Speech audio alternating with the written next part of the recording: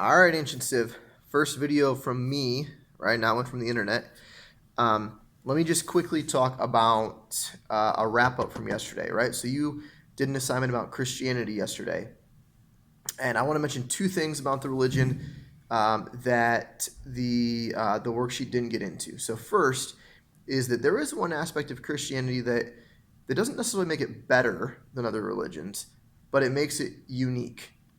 So our other three religions, Hinduism and Buddhism, right, and then Islam, they all required or had a very strict set of rules that people had to follow.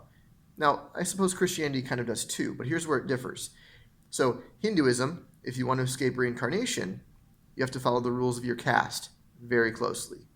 Buddhism, same deal, except you're following the Eightfold Path.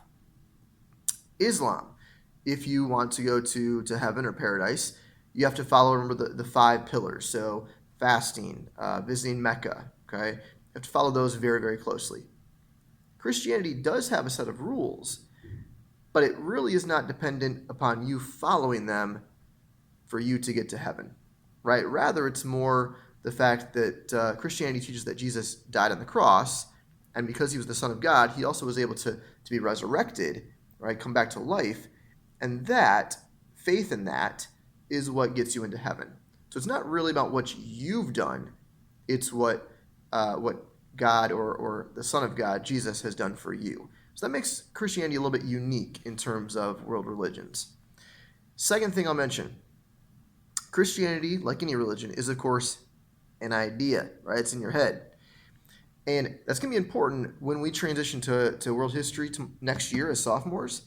We're going to discuss how when Rome falls apart, which we're going to learn about today, many things just disappeared. Many of the achievements that you're watching a video about today with toilets and sewer systems, those are gone. But the idea remains, okay? And so Christianity is going to play a huge role in history because it will stick around even after Rome falls apart. Okay, so I'm going to move back to the other side of the camera because I want to show you my board here and just a couple things that I've put on it. So one thing about Rome that is unique is that they create a new type of government. And right here in the video, this should be a review, right? These were the three types of governments that Greece created, three of the four. Democracy, right, where people vote on laws, aristocracy, and oligarchy. Now, what Rome is going to do is they're going to create a new brand of government, and it's going to combine all three of these types of governments, at least elements of them. So here we go. When we slide over, what happens here is democracy. Let's take a look at the democracy part on top. Romans are going to be able to elect a office or several people, I guess, that make up an office, and these people are called tribunes. And they had the ability to veto laws. So if the common people didn't like a law, they could tell the tribune, and the tribune would veto it, right? Not allow it to pass. So yes, the people themselves are not voting on the laws, but the people get to elect someone who controls whether laws pass or not. All right, aristocracy, right? The Romans have a group called the Senate, and it was made up of about 300 members, right? So from 300 families, and they passed this position on from generation to generation, and the Senate is in charge of passing laws.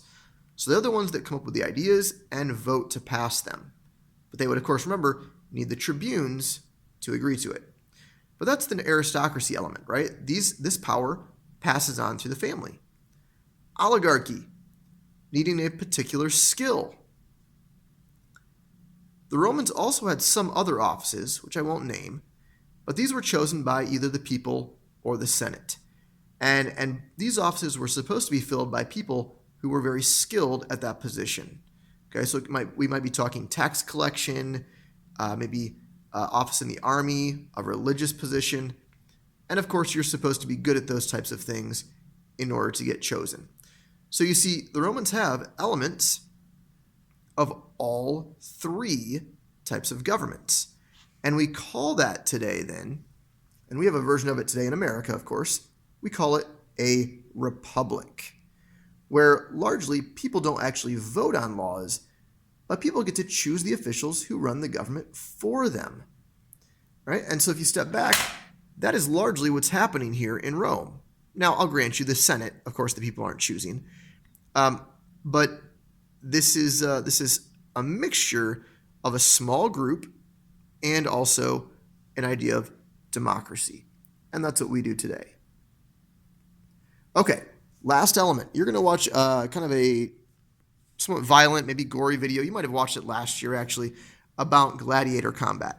Let me explain to you why gladiator combat was so important in Rome. So first, in the video that you watched yesterday, you saw that Rome expands to be a huge empire.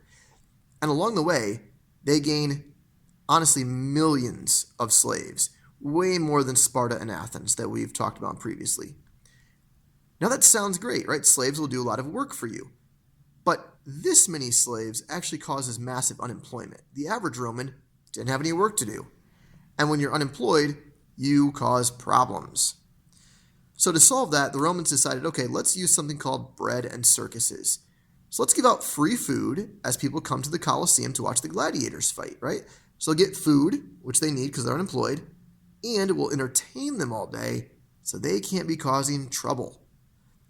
And this was unsustainable, okay? It couldn't work long term, but the Romans do it for several hundred years to solve this big, huge national problem of unemployment. So that will give a little bit of context then into why they had gladiators fight the way that they did. Okay, so hopefully the video wasn't too boring, right? Kind of 3 topics that we needed to just discuss and give you a little more info over. And hopefully it helps to understand why Rome is an important deal. And then over here, at least, the bread and circuses part, one of the reasons Rome's going to fall apart.